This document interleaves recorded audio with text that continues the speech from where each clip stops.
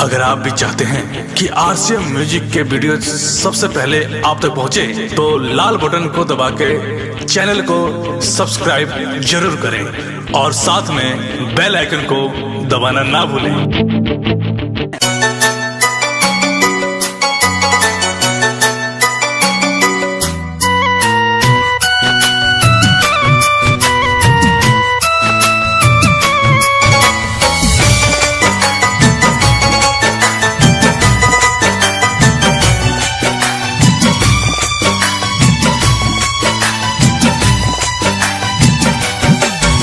दौड़वा कवन घाटे ले जाई दिहलू नाई को गोलावा।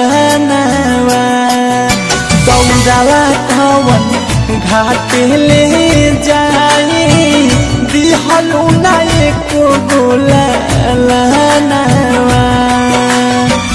दूसरा के देखी देखी ये हो छठ माई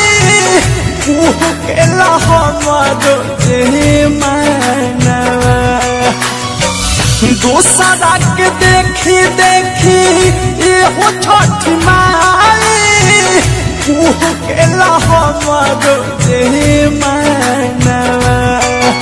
दौड़वा कवन घाटी ले जाई दिहलू नाई को गोलावा। दौड़वा कवन घाटी ले जाई दिहलू नाई को गोलावा।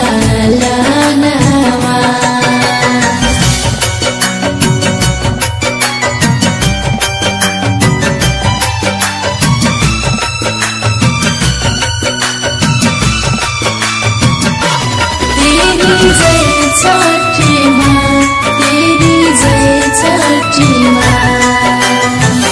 पूतना ही कतह दूजे छैले गरीबी दुखावा में नइखे हमारा केहू करीबी।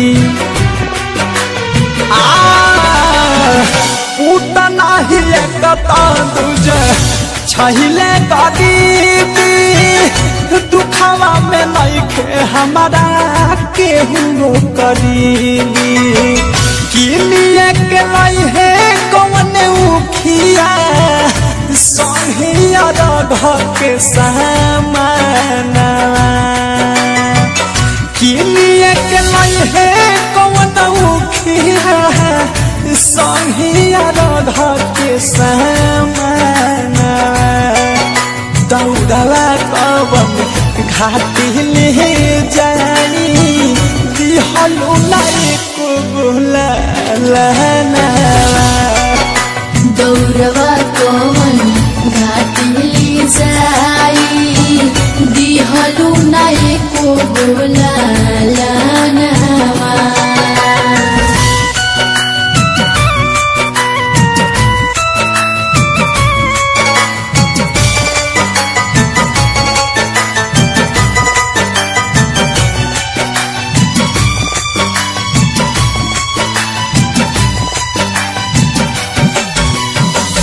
घरवा से घाटे जाली सुन माई साथे बेटिए दौड़वा लेके चल सरहिया माथे।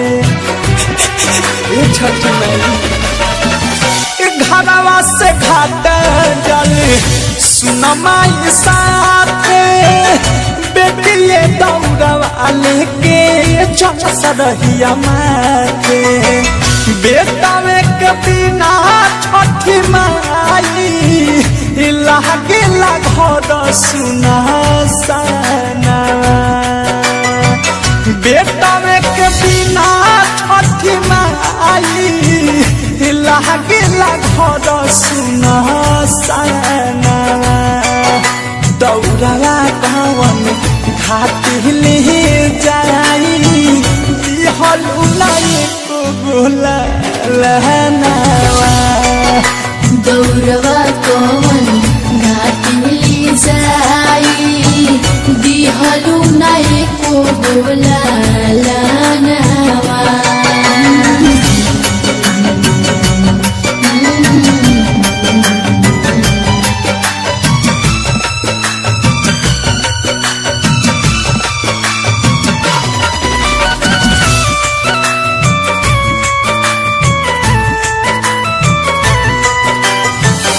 दुनिया के रीत अवधेश प्रेमी नहीं बुझे राइटर रवि की विशाल कुछ न सूझे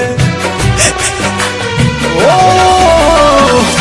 दुनिया का रीत अवधेश प्रेमी नहीं बुझे राइटर रवि की विशाल कुछ न सूझे बिकी अनुराग तनमा दे पूरा कद हमरुआ रहमानवा बाबा कॉमेडी तनमा दे पूरा कद हमरुआ रहमानवा दौड़वा कवन माथली जाई दिहल उलाए को गुलालनावा दौड़वा कवन घाटली जाई दिहलु नाए को बोलालनावा। डायमंड रिकॉर्डिंग स्टूडियो छौड़ा दाना। डाउनलोड कीजिए RCM music official app play store से। RCM म्यूजिक के सारे ऑडियो वीडियो डाउनलोड करने के लिए